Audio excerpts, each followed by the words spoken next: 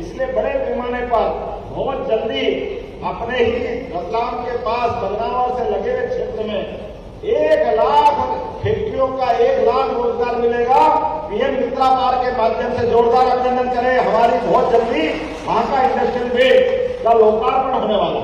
मेरी अपनी सरकार बनने के बाद उज्जैन में हमारी बहनों के लिए भोपाल, उज्जैन, खरगोन, खंडवा, बुरहानपुर तक जहां जहां भी हमारी कृषि और खासकर खेतिहर मजदूरों का क्षेत्र है, इसमें कृषि आधारित उद्योग धंधों के लिए लगातार अभियान चला रहा है। मैं मान के चलता हूं आज के इस अवसर पर जब मैं दूसरी बात कर रहा हूं, रतलाम हमारे लिए वैसे तो एक अलग प्रकार का स्थान है।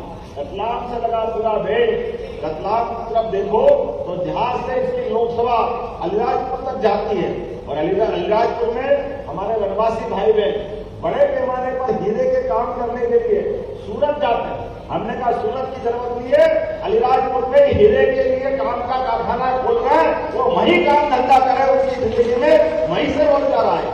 न केवल हीरे के लिए बल्कि अपने सभी प्रकार के अभी आप श्री अन्न के माध्यम से मक्का, ज्वार, कोदो, कुटकी ऐसी कोई भी मोटे अन्न की योजनाओं के आधार पर 1000 रुपया क्विंटल का इसमें हमने अलग से अनुदान चालू किया कोदो कुटकी के लिए और बड़े पैमाने पर ये इथेनॉल के प्रोजेक्ट लगा रहा है। तो खेती में भी अपने लिए मक्के को प्रोत्साहन देने के लिए आप देखो बाजार का भाव मक्का का पहले 1200, 800 में खरीदते थे, आज 2400, 2500 ज्यादा मक्का निकल रही है। जोरदार अभिनंदन करें अपने किसान भाइयों के लिए, अपने खुद के खेत में भी आमदनी बढ़े।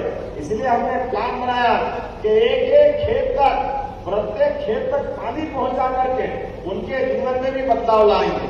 उनके जब बिजली आएगी, बिजली के माध्यम से आज यहाँ इसी रतलाम के पास था ये जो 8 लेन सुपर एक्सप्रेस है, यहाँ एक बहुत बड़ा औद्योगिकरण की दृष्टि से एक नया कारखाना के लिए औद्योगिक क्षेत्र विकसित कर रहे हैं। लेकिन मुझे मालूम है कि हमारी बहनें, कई लोग गांव से आते जाते, लेकिन बड़े बड़े कारखाने के आसपास उनके थोड़ी देर आराम करने के लिए उनको थोड़ा सा साफ सुथरे या जरूरत पड़ती है, तो एक तरह से फैक्ट्रियों के अंदर हॉस्टल टाइप व्यवस्था की जरूरत पड़ रही है। हमने मास्टर प्लान में बदलाव करके औद्योगिक क्षेत्र के साथ भी मजदूरों को पक्के मकान ढंग से मिले, इसकी भी मंजूरी देने का काम चालू कर दिया। मजदूर झुग्गी झोपड़ी मिले और उद्योग में काम करें, ये बात समझ में नहीं आती। इसलिए हमारे लोग बराबरी से लेना चाहिए। उनके लिए भी माननीय सुरेंद्र जी ने कहा लेट्रिन बाथरूम की जरूरत पड़ती है, खाना बनाने की जरूरत पड़ती है, आराम की जरूरत पड़ती है। तो छोटे छोटे मकान औद्योगिक क्षेत्र में रखकर भी एक तरह से वो हमारे लिए सबके लिए सुविधाजनक होंगे। इतना ही नहीं, आने वाले समय में अपने खास करके गरीबों के लिए हमने अभी तक एम्बुलेंस थी, तो एम्बुलेंस में कोई बीमार हो जाए तो एम्बुलेंस आ जाती है, फोन करो तो पैसा नहीं लगता। लेकिन ये भौगोलिक दृष्टि से बड़ा हमारा प्रदेश है, ऐसे में गरीब आदमी उसके जीवन में भी कोई कारण से हॉस्पिटल छोटा है, भर्ती हुआ है, बीमारी बढ़ी है और बड़ी जगह पहुंचाना, अब बड़ा आदमी तो कहीं से भी कुछ कर लेगा, गरीब आदमी कैसे जाए? तो हमने गरीबों को भी एयर एम्बुलेंस की सुविधा दी, हेलीकॉप्टर से ले जाएंगे, हेलीकॉप्टर से 1 पैसा आपका नहीं लगने वाला। केवल आयुष्मान कार्ड बना लो, जहां हवाई जहाज होगा, जैसे यहाँ हेलीपैड हवाई पट्टी है, वहां हवाई जहाज उतर जाएगा। लेकिन जहां हवाई जहाज नहीं उतर सकता वहां हेलीकॉप्टर उतारेंगे। लेकिन एक एक गरीब आदमी की जिंदगी में बेहतरी करने के लिए लगातार एयर एम्बुलेंस की सुविधा हम चालू कर रहे हैं।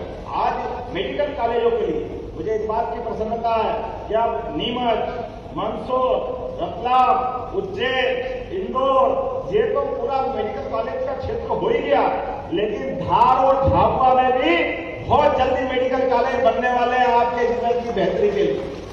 मेडिकल कॉलेज में हमारे बच्चे भी पढ़ेंगे और हॉस्पिटल भी अच्छे होंगे। अरे हमारा व्यक्ति नहीं तो मालूम पड़ता धार से, झाबुआ से कोई अहमदाबाद जा रहा, कोई बड़ौदा जा रहा, कोई बंबई जा रहा, इलाज के लिए बड़ी दिक्कत आती थी। हमने कहा 2 साल से भी कम समय में सारे स्थानों पर खास करके वनवासी अपने आदिवासी भाई बहन के क्षेत्र में बड़े बड़े मेडिकल कॉलेज खोलते हुए ये नई व्यवस्था खड़ी कर रहे हैं। यशस्वी प्रधानमंत्री की बात करते हैं तो आज बदलते दौर में यशस्वी प्रधानमंत्री ने पारंपरिक कौशल और श्रम शक्ति से भारत का समृद्धि का आधार बनाने के लिए अब मिट्टी की कला, काष्ठ कला, धातु कर्म, शिल्प, इंजीनियरिंग ऐसे सारे क्षेत्रों में, और इसको सरल भाषा में कहो तो बढ़ई, लोहार, सुनार, कुमार, मूर्तिकार, मोची, बढ़ई, राजमिस्त्री, ऐसे सारे लोगों के लिए भी सरकार काम कर रही है।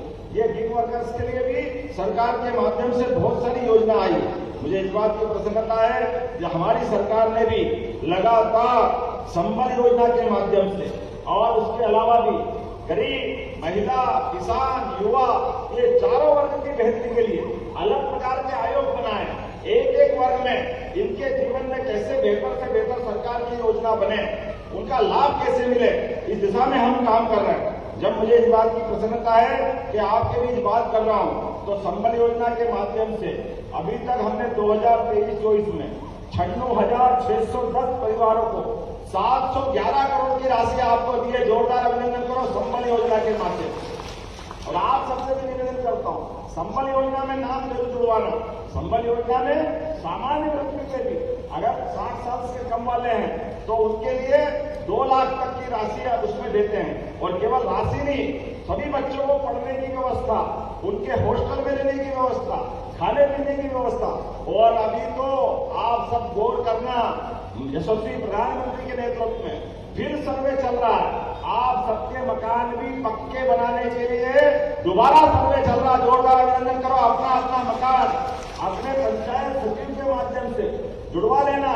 जिनका मकान पक्का हो गया, ये उनको तो लाभ मिलेगा ही मिलेगा, लेकिन जो बचे उनको भी लाभ देंगे। आज जब मैं आपसे बात कर रहा हूं तो यहाँ संबल योजना के माध्यम से 4,92,000 लोगों का पंजीयन हुआ है अकेले इस जिले के अंदर। अब 4,92,000 कम नहीं होते रतलाम जिले के अंदर, ये बहुत बड़ा आंकड़ा है। लेकिन ऐसे हर जिले के अंदर जहां भी आता है हम सब उनको देने को तैयार है। आज के इस अवसर पर जब मैं अपने बच्चों की बात करता हूं तो आपके सरकारी स्कूल में पढ़ने वाले बच्चे जो पढ़ के आगे बढ़ेंगे, उनको समय पे साइकिल, पहले साइकिल देने में लंबा टाइम लगता था। किताब कापी भी सरकारी स्कूल में, स्कूल बाद में खुलेंगे, हर जगह हमने किताब कापी पहुंचा दिए ताकि बच्चे पढ़ने के पहले जैसे स्कूल खुले उनको किताब कापी मिल जाए, दूर है तो साइकिल मिल जाए। और कपड़े भी हम अपनी तरफ से दिलाने को तैयार हैं। अरे गरीब का बच्चा आगे बढ़ेगा, डॉक्टर बने, वकील बने, इंजीनियर बने, उसकी सारी फीस भी सरकार के माध्यम से भरने वाले हैं। जोरदार अभिनंदन करो। संबल योजना के माध्यम से आपको सारा लाभ दिला रहा है। बदलते दौर में जिस प्रकार का समय चल रहा है, मैंने कल ही अम्बेडकर जयंती के अवसर पर हमारे यहाँ पशुपालन को लेकर के एक बहुत बड़ा अभियान चल रहा है। हमारे लिए जब खेतों में आमदनी बढ़ रही, बिजली, पानी पर्याप्त उपलब्ध हो रहा है, लेकिन खेती के अलावा भी पशुपालन अर्थात दूध उत्पादन से भी आमदनी बढ़ती है। और दूध उत्पादन के लिए बड़े पैमाने पर सहकारी संघ को आगे करते हुए नेशनल डेयरी डेवलपमेंट बोर्ड के माध्यम से हम अपने भाई बहनों से सहकारी समितियों के माध्यम से दूध खरीदते हुए जो 25 से ज्यादा गाय पालेगा उसको स्कीम के अंतर्गत 25% का अनुदान सरकार के ओर द्वारा दिया जाएगा। सरकार के माध्यम से लाभ दिलाएंगे।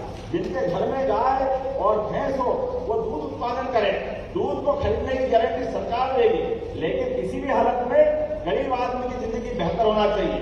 जब मैं आज वनवासी ग्रामीण मजदूर महासंघ में बात करता हूं तो इसका दायरा तो बहुत बड़ा है, बहुत देर तक बोल सकते हैं, लेकिन बोलने के बजाय करने की जरूरत है। तो मैं आज पुनः दोहराता हूं, बहुत जल्दी भोपाल में बैठेंगे और आपके साथ कदम से कदम मिला करके आप जो जो मांगोगे वो सब देने का प्रयास करेंगे हमारे सारे भाई बहनों के लिए। एक बार फिर मैं हृदय से आभार मानता हूं और धन्यवाद देता हूं।